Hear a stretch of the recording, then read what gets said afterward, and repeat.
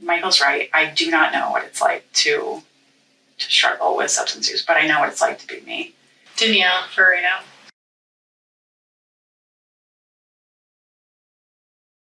Let's go. I'm on a journey to discover the truth. Living life in recovery is lovely. You got the power in you. Surround yourself with positive energy. Judges hitting people with provocative penalties. Need to make a change. Advocate to change the laws. Prove the people that it's not insane. When you stand behind a cause, I'm here to speak about the pain. Recover loud to normalize the disease that's been killing all my friends and my family. The time is now to let it all go and recover loud. The benefit is healthy people, family and friends that never have to overdose ever again, never have to plead out to a lesser offense. I'm proud to say that I recover loud. I never thought I could, but I'm so proud that I discovered how to live my life again, controlling my own destiny. I needed recovery, I still need it desperately. Addiction never defined my identity. I recover loud, here to tell my own story. I recover proud, save a life of like 40. I recover the life of like 40. I recover loud, yeah, I recover loud. I recover loud, yeah. I had my reservations about going to that event because here's an event where these people are talking about how great recovery is, put on by organizations that failed my son, in my opinion. I'm just like, I hate the world right now, right? Because my son had died. I don't know if it was 3-4 weeks after Michael passed away. Michael passed away. The day I found out was August 14, and this event was the beginning of September. So it really was fresh. And I messaged Claire and then my sister, and they said yes. So I was like, well, they want to go, I go. Not washing my hair, but put a baseball cap on. We're going down. And there was actually an event in DC that weekend. It was a fentanyl capital. And I really wanted to go to that, but I didn't have anyone really that would go with me. Like my fiance, he would have went with me if I really forced him to, but I was also just all over the place. So we didn't go, and I felt like I was right here in my town. Right. And even though, I was going to go with questions and kind of like ask them, why they didn't do this and why, kind of just like pick at them. And I'm glad that it was done and I wasn't in that mindset. The one thing that I noticed at that recovery event, for recovery resources, there wasn't much to offer. What led you to deciding to open up the recovery center? When Mike was introduced to sober houses, he was like, someday I'd like to have my own sober house and for Ken, but like, you could help me with that, right, Mom? Like, yeah, of course I can. Like, I'm a realtor. I can find you a sober house. I can find you a house that you can make into a sober house. So it was something, for him, and I just had so much faith in him. I had high hopes for him. I just, in my heart, felt like he had a very big purpose here. And I knew that he would meet that purpose or, figure that out when he got sober. And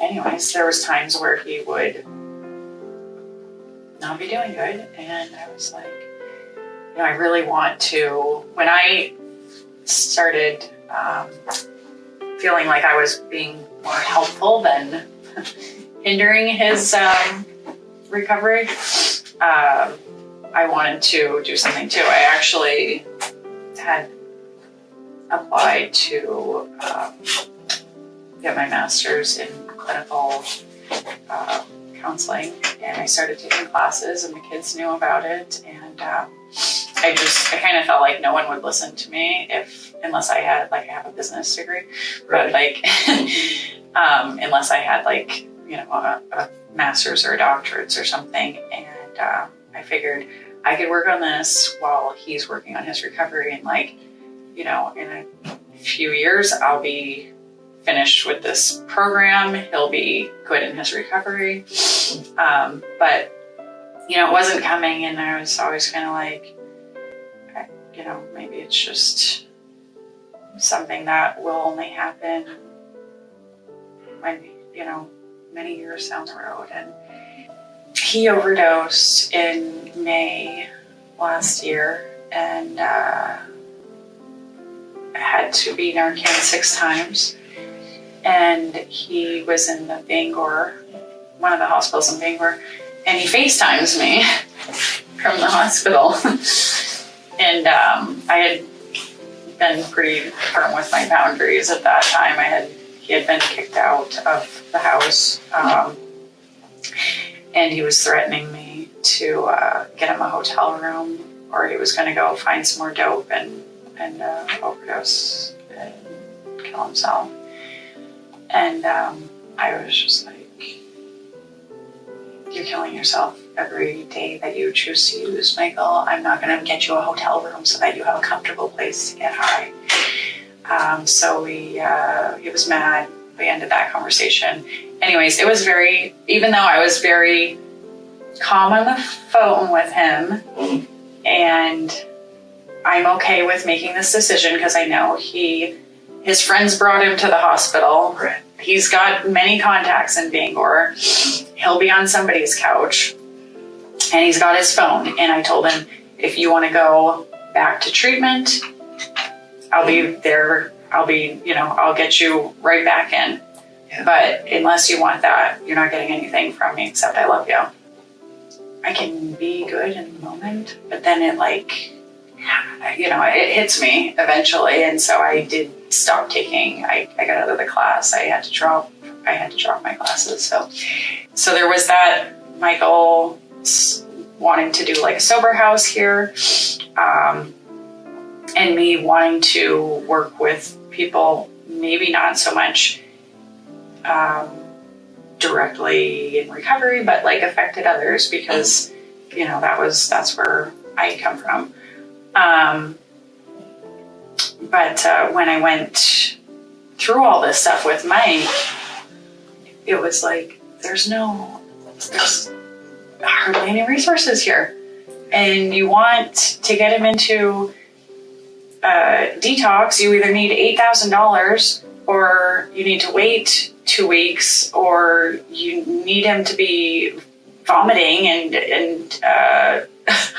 it's like there's always just some sort of roadblock. And I did a lot for him when he decided that he wanted to share with me.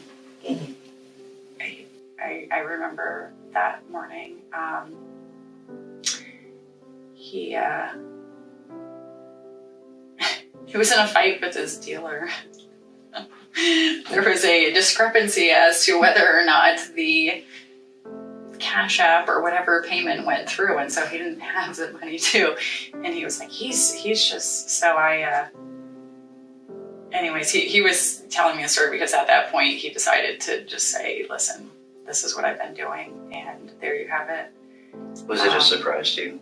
Had you suspected? So I knew that something was like not okay for a while. Was it a surprise that it was heroin? Yes. I mean, I didn't think that it was.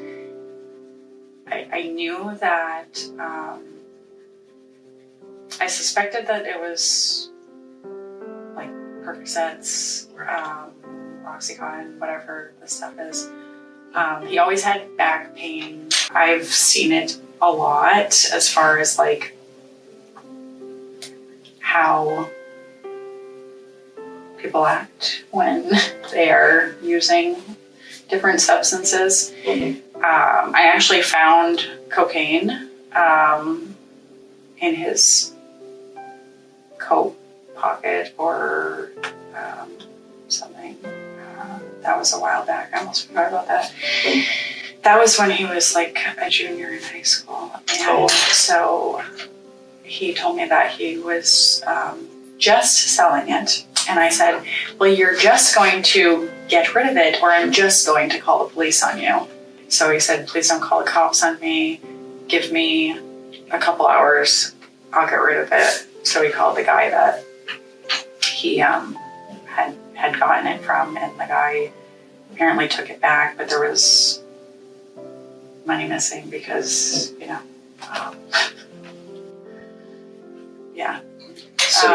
So I knew that like there was a possibility of that, but I started out with pills from a back problem, and then eventually they stopped prescribing, so I was buying on the street, and then after that I couldn't find pills anymore because they weren't prescribing them as much anymore. It was a surprise to me when I started using the lowest of the lows, the highest of the highs with meth. For a long time, I couldn't even say the word heroin addict. It hit me like a ton of bricks, because you heard of, as a kid, I used to hear about that with other people, but I had an image of what a heroin addict looked like, and I didn't feel that I fit that. But I did, and I was.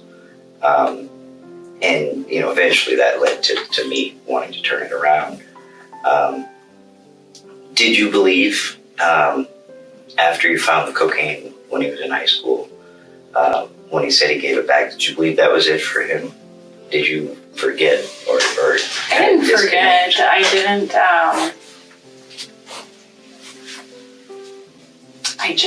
don't know. I guess I just wasn't. You know what? I wanted to have them kidnapped in the middle of the night and brought to a treatment center. I would research them. I would see if I could fit it into my budget. And I got to the point where I was like, everything I read was saying it's going to cause more trauma to the kid. It doesn't work unless they want to. Right. And no, I didn't ever feel like Michael's issue was going away. It was just, what can I do? Right.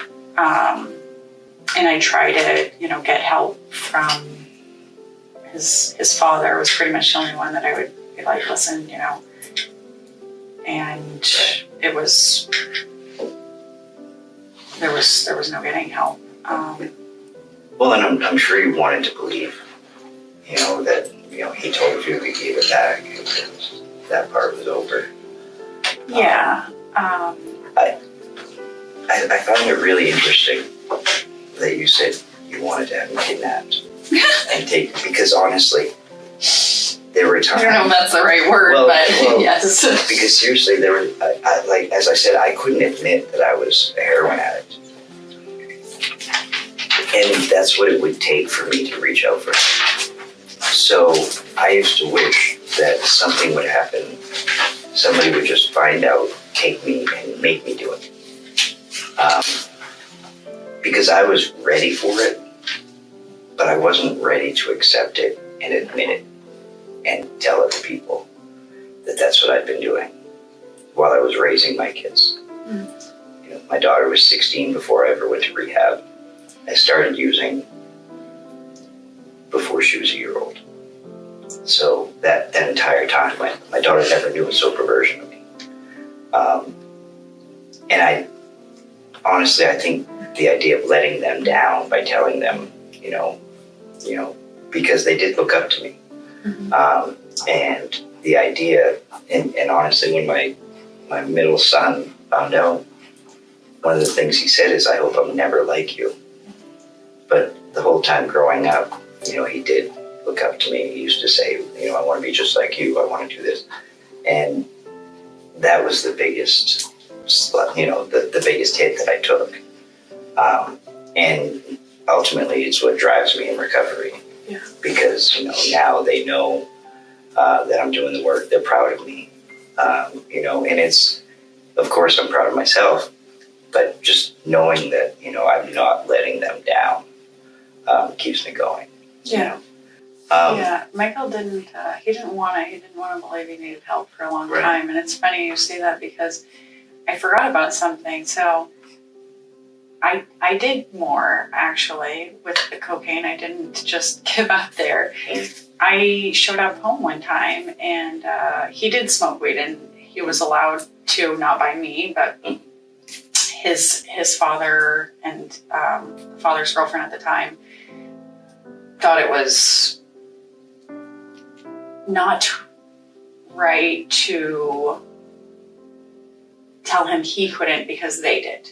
Mhm. And so for me, it was like, if I tell him he can't and I don't let him just do his thing, like I can set my rules and say it's not allowed in the house, Right. but like there's really not much I can do to say you're not going, like we can't control anybody but ourselves. Absolutely. So I had actually showed up to the house and to our apartment, and he left a bong on the table, and I was like, oh my goodness. And I got my daughter, so I hid it just so that when she got home she wouldn't see it. Mhm. And I went, I had to go show a house. When I went to show the house, he's blowing up my phone and I'm not answering it because I'm trying to work.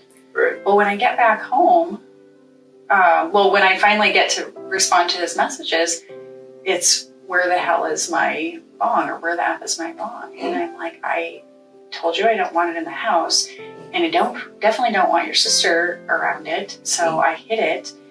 And okay, sorry about that, I found it or whatever. When I walked in the apartment, he had trashed it. He trashed the apartment, like not like so extreme, but extreme enough that he broke some of my things. And I was crying, washing avocado off the walls of my apartment.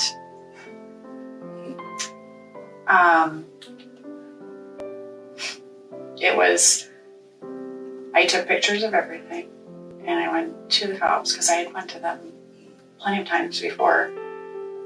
My son had a very clean record because, I don't know, like they just, anyways, they said, you're gonna have to press charges against him. And I'm like, okay, like, do I really want to go down this route? Well, they said if you press charges, they can get him on probation, and then he'll have to be held accountable by his probation officer. So I said, you know what, that's what we'll do then. So, Mom, I'm sorry, as if you're gonna do that to me. And he was fine, like he knew that he did wrong and that's what I was gonna do. So he had to meet with he's just a monster in the vehicle. I told the probation officer, he said, how's Mike been? How was your trip? And I said, okay. I said, but I don't know, like something was up with him, like the day we went to leave or whatever. So he piss tested him and he came up positive he actually came up positive for cocaine. And Michael's like, cocaine? I don't know. They sent him to, what is it, Long Creek? The place in Portland? Oh, yeah. There's one facility that they transport them from if they're up here. And the men are in the yard, and I'm like, my little boy is gonna be in jail with these men. Like, what did I do? So that was a direct result of you calling the cops because he trashed the house. You got put on Because I probation hit his mom. because you hit his mom. Because, yeah. So, I mean, he probably, I say okay, like he wasn't anything out of control. I mean, he was, I'm sure he was abusing different things. For me, it was like, almost like a normal-ish high school kid around here. A lot of people are drinking and smoking weed. There's nothing to raise. Yeah. It's kind of like, well, he's gonna grow out of it, hopefully. Right. Well, we were in high school too. Yeah, exactly. How old was he, or how long ago was it when you found out that he shared with you that he was doing heroin? November of 2020, I think, that he needed $10 to go to McDonald's. And I said, well, I'll bring you to McDonald's.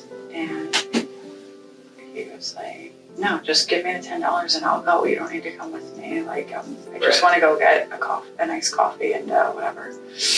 And I'm like, no, I'm not giving you $10. Like, if you want to go to McDonald's, then get in the car and we'll go. And he was just sitting there, like, his leg bouncing rapidly, and I just looked over at him and I was like, Mike, what's going on? And he was like, you really want to know what's going on? And that's when his voice started, like, shaking, and he just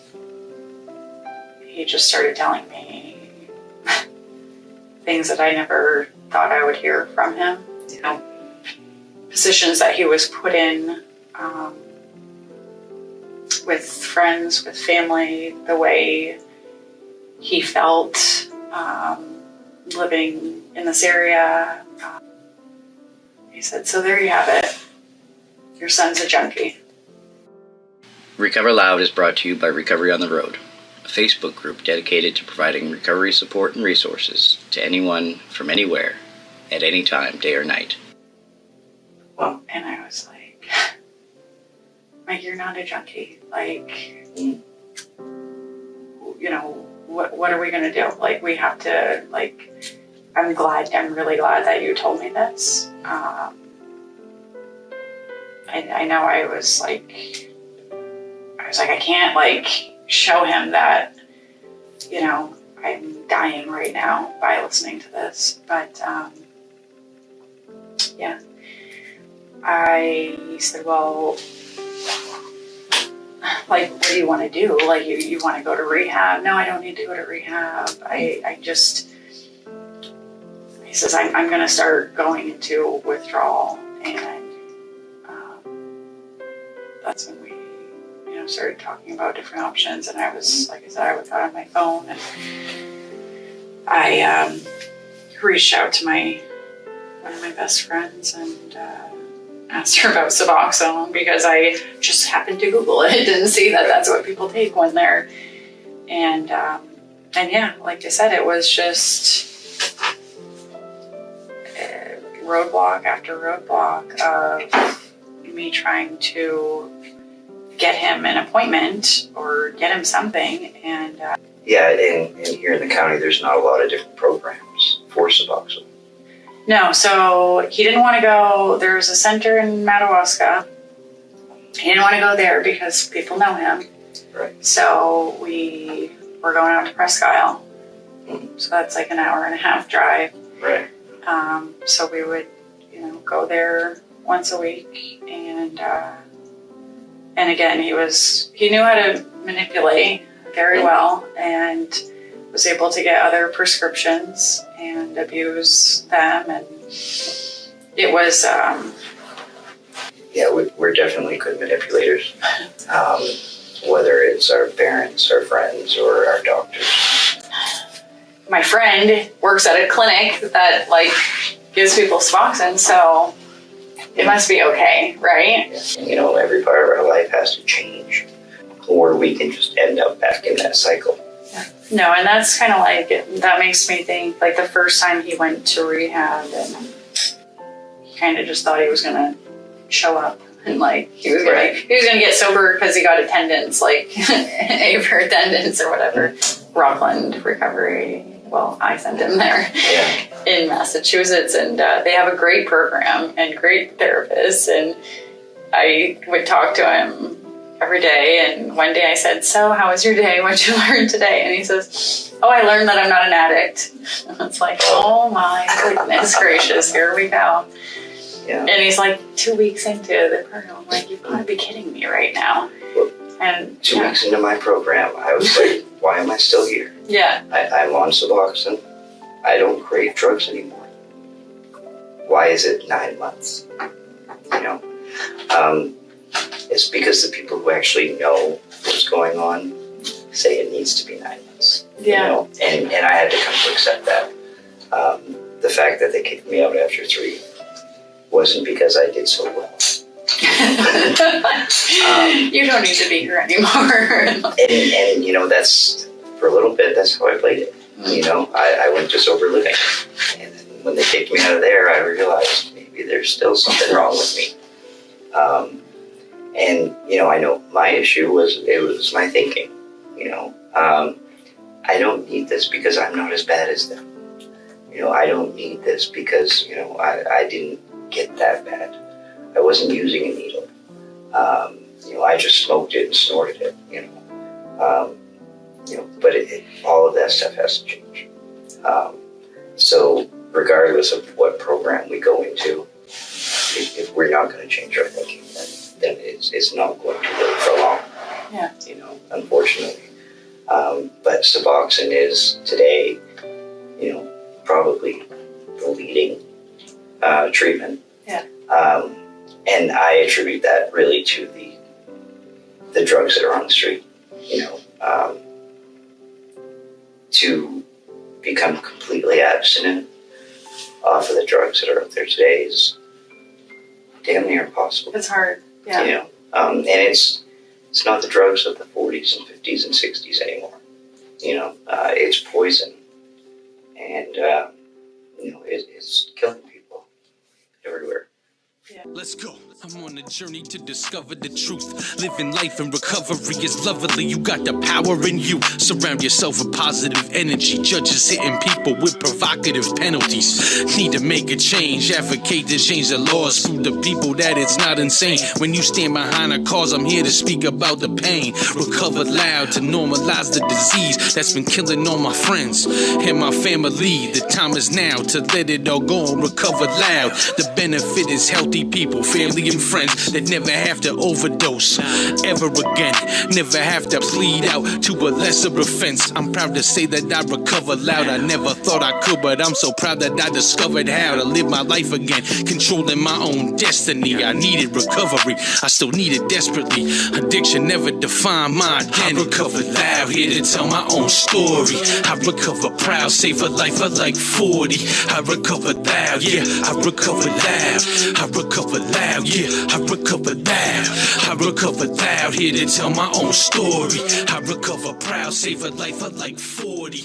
I recover loud, yeah, I recover loud. Hi, welcome to this week's episode of Recover Loud. I'm your host, Mike Paddleford, and I recover loud. Last week, we saw the first half of an interview I did with Danielle in Fort Kent, Maine. Though Aroostook County is Maine's largest county, it has 6,800 square miles, and is said to be larger than 3 U.S. states.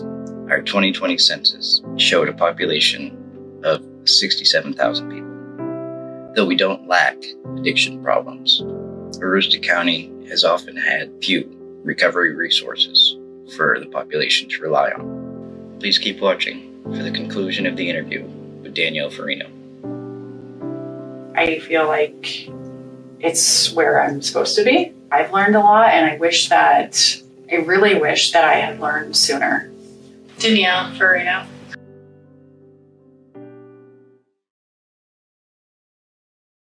Let's go. I'm on a journey to discover the truth. Living life in recovery is lovely. You got the power in you. Surround yourself with positive energy. Judges hitting people with provocative penalties. Need to make a change. Advocate to change the laws. Prove to people that it's not insane. When you stand behind a cause, I'm here to speak about the pain. Recover loud to normalize the disease that's been killing all my friends and my family. The time is now to let it all go and recover loud. The benefit is healthy people, family and friends that never have to overdose ever again, never have to plead out to a lesser offense. I'm proud to say that I recover loud. I never thought I could, but I'm so proud that I discovered how to live my life again, controlling my own destiny. I needed recovery, I still need it desperately. Addiction never defined my identity. I recover loud, here to tell my own story. I recover proud, save a life of like 40. I recover loud, yeah, I recover loud. I recover loud, yeah, I recover loud. I recover loud, here to tell my own story. I recover proud, save a life of like 40. I recover loud, yeah, I recover loud. I recover loud, yeah, I recover. So you decided that you were going to give back to the community, provide a resource to Fort Kent. So back to that recovery event, when I met with Eric, I told him what I wanted to do, which was what I had been doing for Mike. Not everybody has a family. Not everyone has a mom or a dad or a sibling or a friend that's going to show up for them. There's nothing I wouldn't have done for him. I saw a lot of things missing and wrong, and honestly, when I talk to people in recovery and listen to these stories, whatever, like I hear my son, I feel like, you know, you said it, like I didn't do as bad. I wasn't injecting. Well, my son was deathly afraid of needles, so he wasn't injecting. Like, you weren't as bad as this person. Well, that's what he said. Well, I never stole from, they stole from their grandmother. I never stole from MA. Like, until they took her car. I didn't steal it. I borrowed it and I brought it back. I feel like it's where I'm supposed to be. I've learned a lot, and I really wish that I had learned sooner. I wish that I could have been the person that I was last year. I wish I could have been that person earlier. I don't have a ton of thoughts of, I don't blame myself, but I do think that I could have been better, if that makes sense. In what ways? Like I said, just like educating myself, not fighting with him, and also just like my thinking too was not okay. Like I am very fortunate to not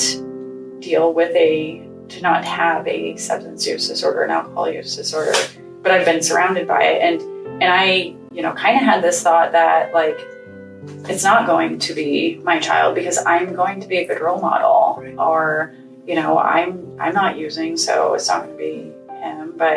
And why can't you just do this? Like, there was many times where Michael would say, you don't understand, this and this, and complain about what was wrong with his life. And I'm like, I would say, and I hate this, I hate that I would say this to him, but I bring up, I watched my mother try and commit suicide in front of me.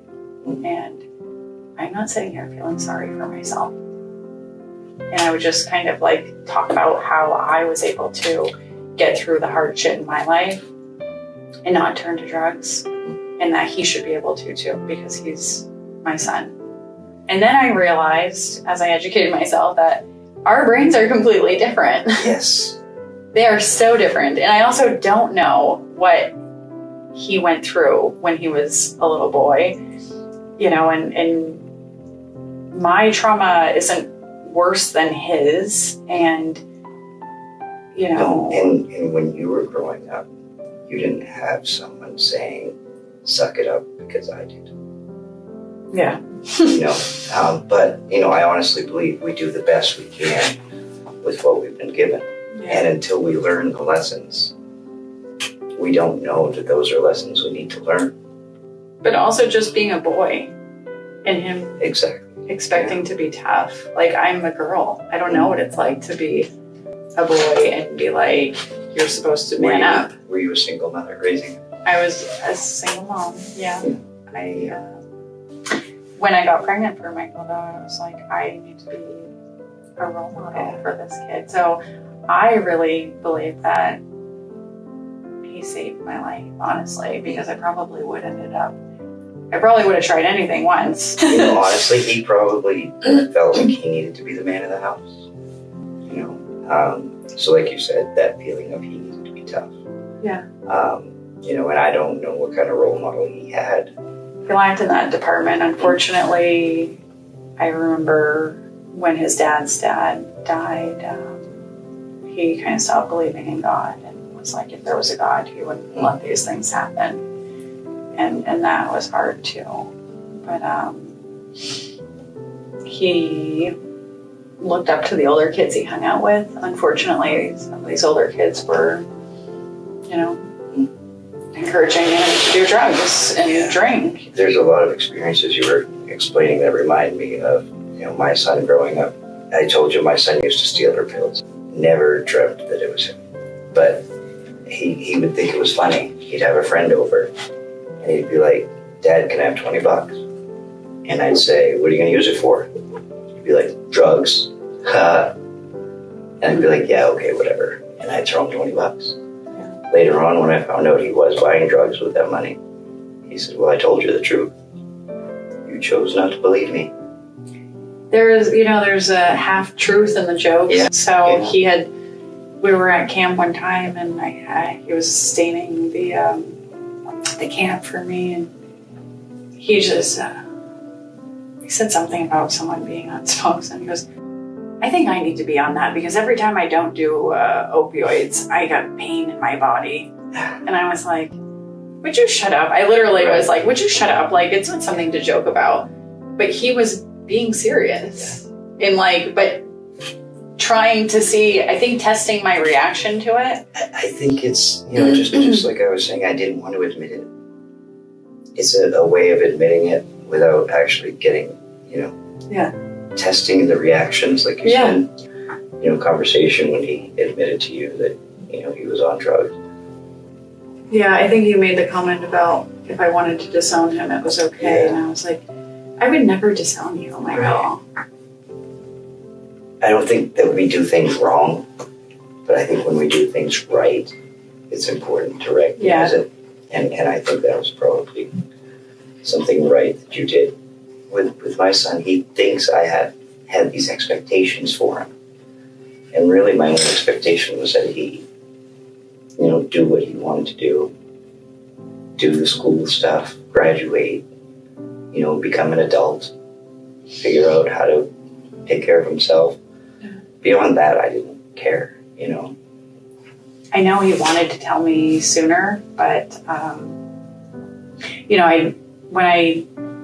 I think after the cocaine thing, I sent him an article of how like a kid ended up going from prescription pills to heroin, and he was like, you're dumb, I would never do heroin. Like, that's how he would respond to my message. And he told me, he said when I got back here from Canada, he said he went into a club in Hartford and they were literally smoking it in the club, in the bathroom. And he asked for a perk or whatever, and that's what they offered him. And he thought, get back to Maine and get away from it and, get back to the people that love me. And he said, up here, he says, it all of a sudden it was fentanyl instead of heroin. And he says, and I just couldn't. And he says, I could go through the heroin withdrawals, but the fentanyl, it was just so much harder. Yeah, and honestly, I'm grateful that I got out when I did. It had switched to the fentanyl. And I remember seeing it happening and being like, what the hell's going on here? Because, at first it was heroin. And then once in a while, it wouldn't be the same color. Yeah. And I was like, well, if it's the white stuff, I don't want it. Yeah. And then, well, all I've got is white. I'll take it. Yeah, and that's what it was kind of like. You've already gotten that tolerance or whatever. And, the fear that they try to instill in us, fentanyl will kill you. This tiny bit it didn't kill me. So why should I be afraid of it now? It would take a hell of a lot more than that to kill me. And the problem is we just don't know how much it will take in the end.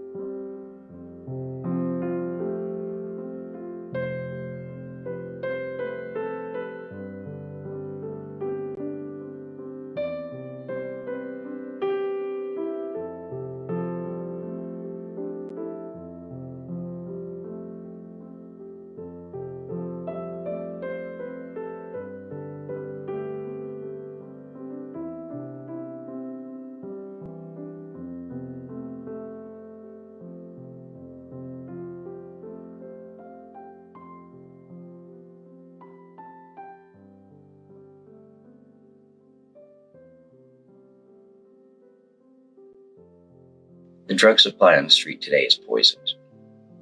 Naloxone is a life-saving medication intended to reverse the effects of an opiate-related overdose. If you would like to carry naloxone, please reach out and I will try to connect you with somebody in your state to get you a supply.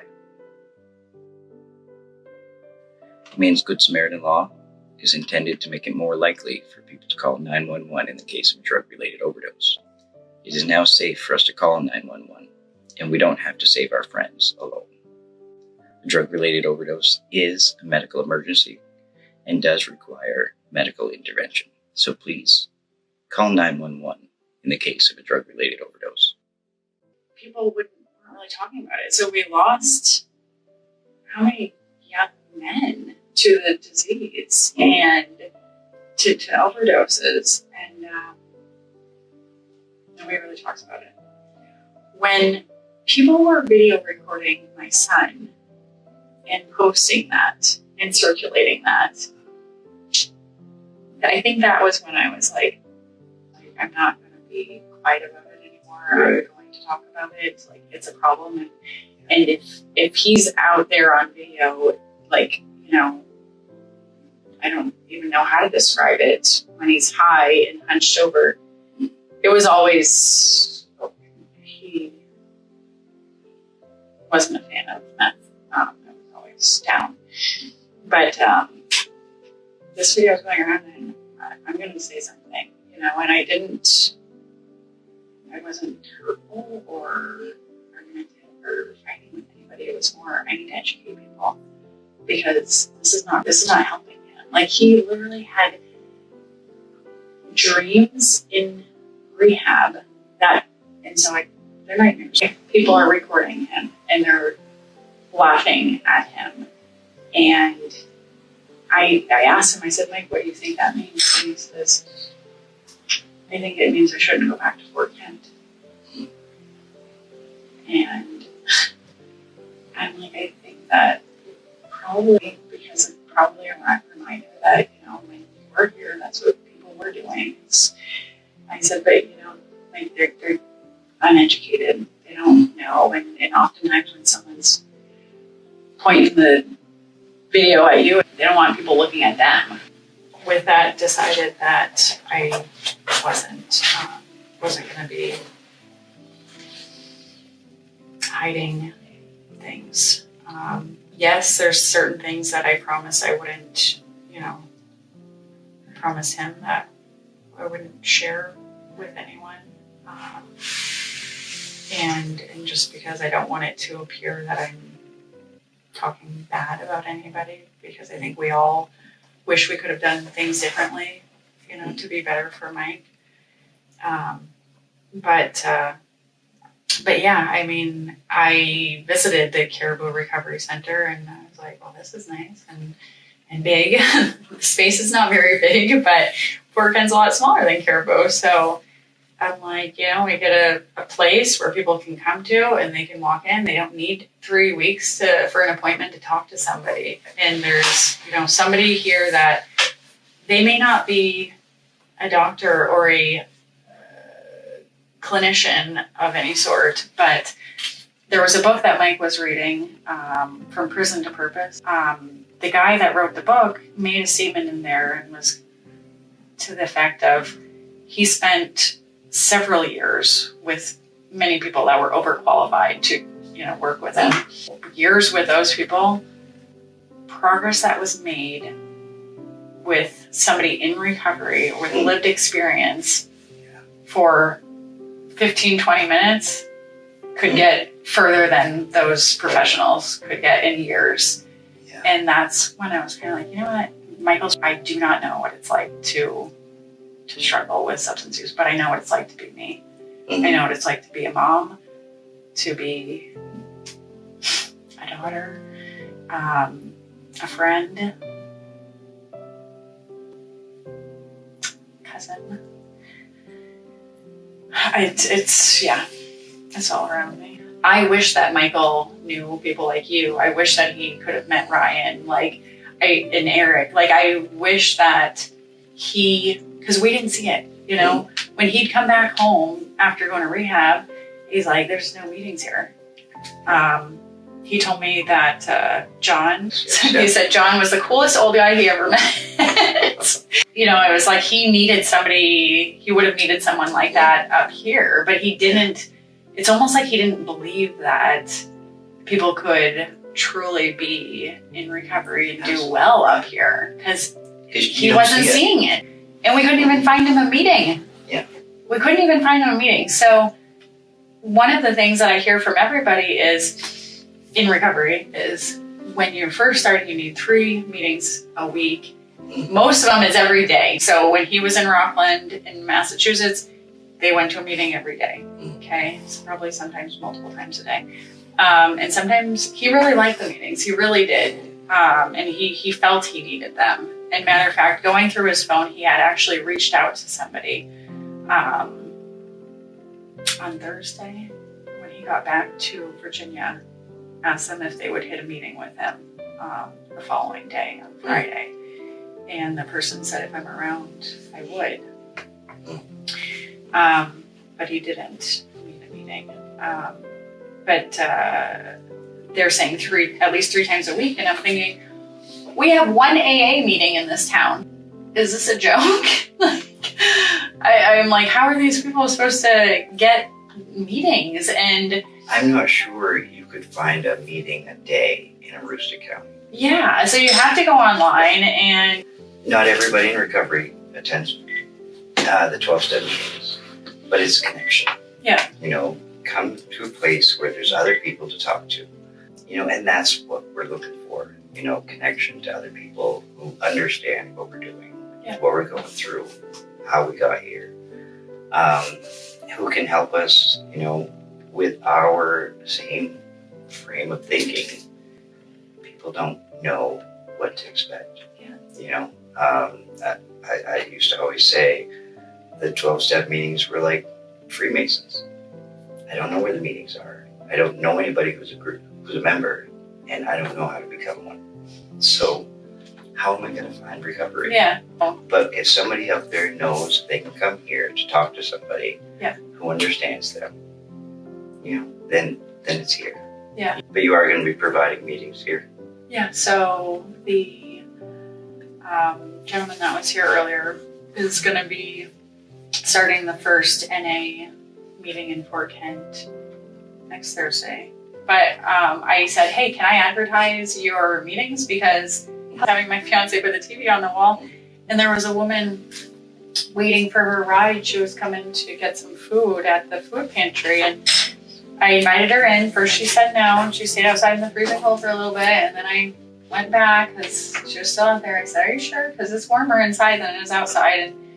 And she came in, and she knew my son. She was with my son. She said, you know, I think what you're doing is really great. And I think I'm going to go to rehab after the holidays. And I said, that's awesome. That's a great goal. And I said, you know, if you ever want to go, there's AA meetings. And she said, she looked at me and she said, are addicts allowed to go to AA meetings?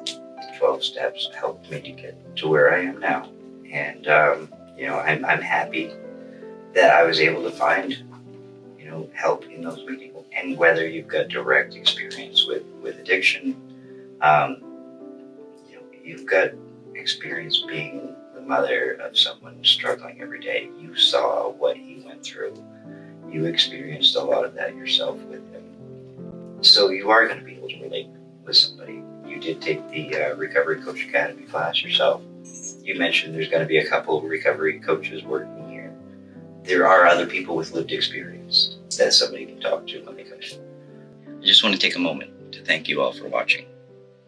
This show started a couple of years ago as a way to spread hope by sharing stories of recovery from people all over the state. Currently, the show is being watched in several states across the country, reaching an estimated 300,000 households. We hope to spread awareness to the communities and hope to the suffering. And we'd like to help save some lives. Thanks again for watching. Recover loud, everyone. Let's go. I'm on a journey to discover the truth. Living life in recovery is lovely. You got the power in you. Surround yourself with positive energy. Judges hitting people with provocative penalties. Need to make a change. Advocate to change the laws. Prove the people that it's not insane. When you stand behind a cause, I'm here to speak about the pain. Recover loud to normalize the disease that's been killing all my friends and my family. The time is now to let it all go and recover loud. The benefit is healthy people, family and friends that never have to overdose ever again, never have to plead out to a lesser offense. I'm proud to say that I recover loud. I never thought I could, but I'm so proud that I discovered how to live my life again, controlling my own destiny. I needed recovery, I still need it desperately. Addiction never defined my identity. I recover loud, here to tell my own story. I recover proud, save a life of like 40. I recover loud.